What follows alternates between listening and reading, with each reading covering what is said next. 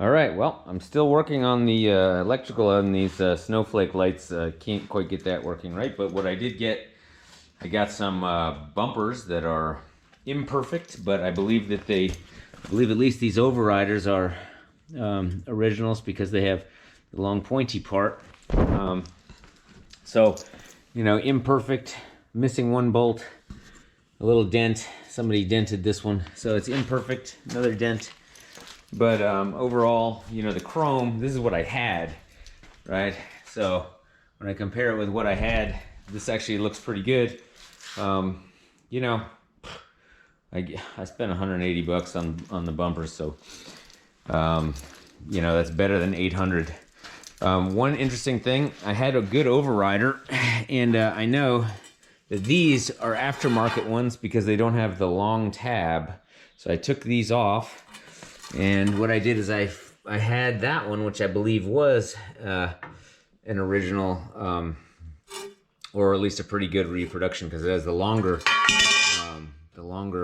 tab here. So then here, dent a little bit, and this is imperfect here in terms of the chrome. But overall, if you look at this bumper, it looks pretty good, you know, for what I spent, and just to kind of have something that works well. The car, you know, even if you look here, whoops, sorry, look at these kind of bumps and imperfections and whatever. So honestly, that bumper seems to go with it just fine. So you can see on the inside, there's definitely rust in there on the inside, and I didn't really bother cleaning that up. But it goes well with, you know, with the snowflakes and the, you know, this split bus muffler that I've got, and I like it.